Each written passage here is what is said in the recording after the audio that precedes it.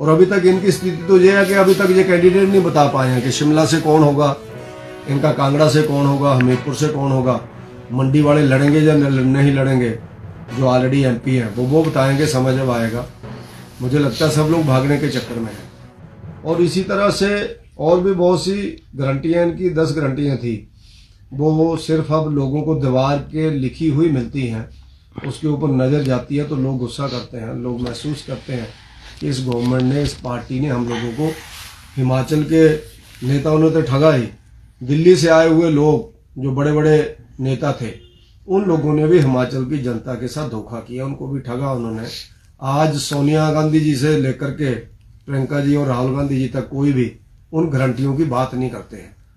बघेल जी जहां उस समय बहुत रहे, छत्तीसगढ़ के जो चीफ मिनिस्टर हैं, मुड़ के नहीं आए।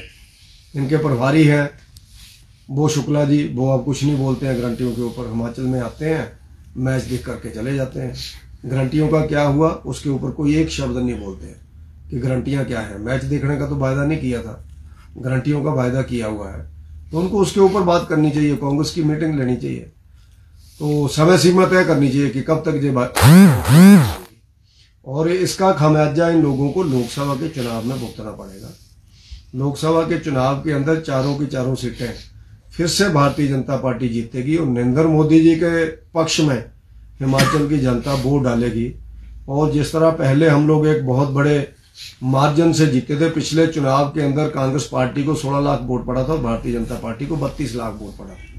लगभग 16 लाख वोट हमारा ज्यादा था इनसे।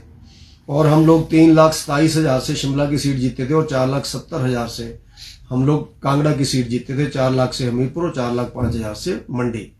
तो इस तरह से हम लोग लाखों वोटों से पिछली बार, उसी तरह से अभी भी थम्पिंग मेजॉरिटी से बीजेपी हिमाचल की चारों सीटें जीतेगी।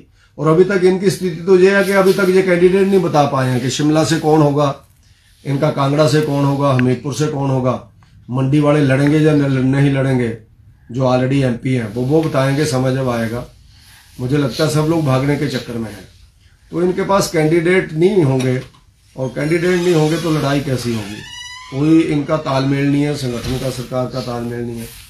संगठन के मुखिया प्रतिभा सिंह जी दिल्ली जाके बोलते हैं कि संगठन के लोगों को पूछा नहीं जा रहा है और लोगों को जिम्मेवारियां नहीं दी जा रही हैं।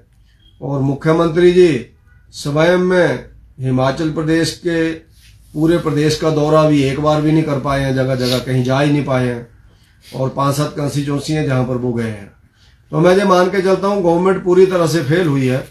और गवर्नमेंट जिस उत्साह के साथ आई थी उसी उत्साह के साथ नीचे जा रही है, उसी तरह से डाउन जा रही है, जिसका खामियाजा लोकसभा के चुनाव में कांग्रेस पार्टी को हिमाचल में भुगतना पड़ेगा।